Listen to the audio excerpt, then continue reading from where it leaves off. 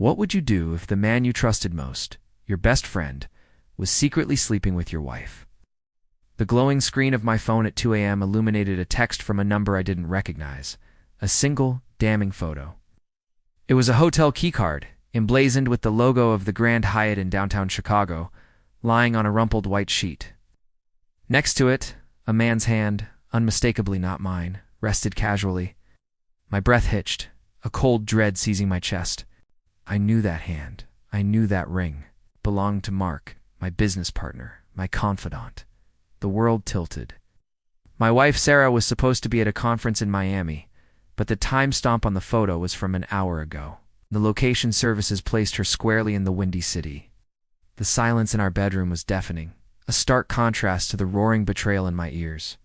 I stared at the image, the truth, a venomous serpent coiling around my heart, and then a second text arrived. She's quite the wild one, isn't she? You should see her when she really lets loose. My vision blurred, not with tears, but with a sudden blinding rage. This wasn't just infidelity. This was a calculated, cruel mockery. If you genuinely enjoy our stories, please subscribe to the channel. Tell us where you're from and what time it is right now. It's always fascinating to know how far our story flows. The next morning, Sarah returned, a forced cheerfulness clinging to her. She spoke of Miami's humidity, the boring keynote speakers, the long flight. Each word was a fresh stab. I watched her, a stranger in my home, her eyes darting, a subtle shift in her demeanor I hadn't noticed before. She was colder, more distant, quick to anger over trivial things. Our shared toothbrush, a small, intimate detail of our life, now felt like a symbol of her deceit. I started noticing the small things, late-night texts she'd quickly dismiss, unexplained charges on our joint credit card for upscale restaurants in Chicago, not Miami. A knot of suspicion tightened in my gut. I felt like a detective in my own life, piecing together fragments of a shattered reality. The woman I loved, the woman I built a life with, was a master manipulator, weaving a web of lies around me. She became untouchable, her arrogance growing with each successful deception. I remember the night I truly broke. I was in our living room, the city lights of Los Angeles twinkling outside our penthouse window on Wilshire Boulevard. And I found a receipt for a high-end jewelry store, dated 2 weeks prior. It wasn't for me. It wasn't for her mother. It was for a men's watch. My mind raced, connecting the dots to Mark's new, expensive timepiece he'd been flaunting. The humiliation was a physical weight, crushing me. I retreated into myself, a ghost in my own home. But beneath the surface, a cold, calculating resolve began to form.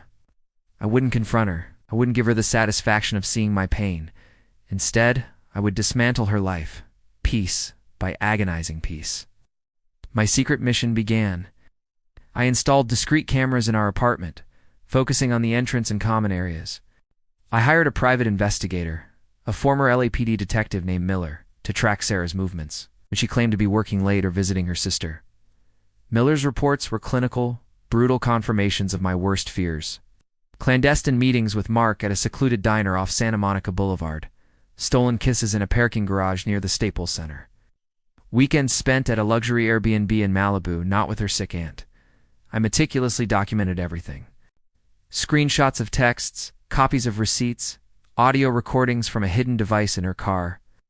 Even a small, almost imperceptible tooth fragment I found lodged in the bristles of her toothbrush, a detail that would later become crucial.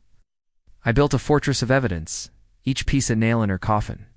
The legal traps were set first. Consulted with a top divorce attorney in Beverly Hills, a woman known for her ruthless efficiency.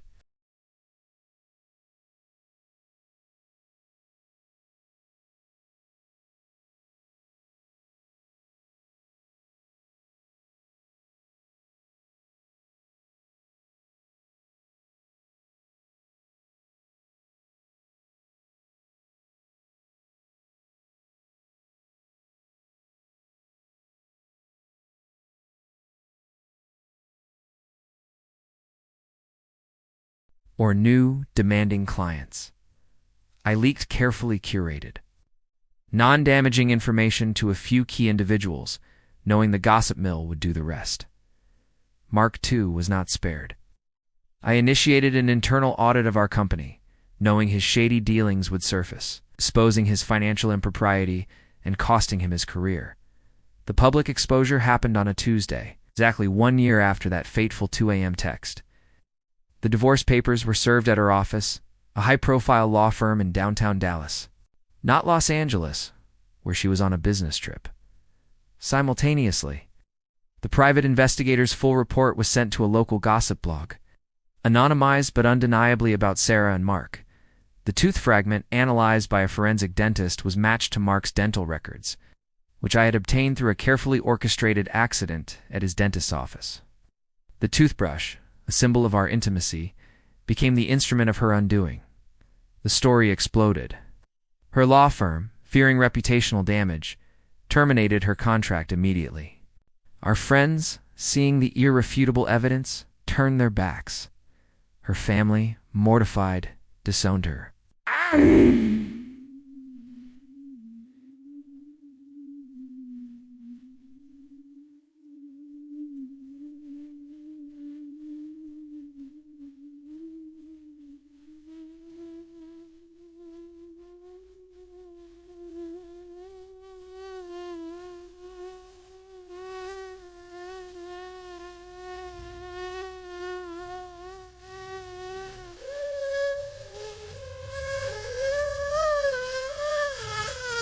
The arrogant, deceptive woman who had once felt untouchable was now a pariah.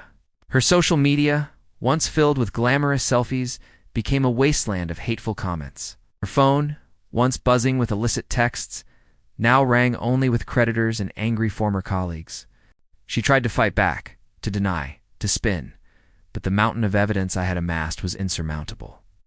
In the courtroom, during the final divorce hearing, in a stark, unforgiving courtroom in downtown Dallas, she sat across from me, her face pale, her eyes hollow.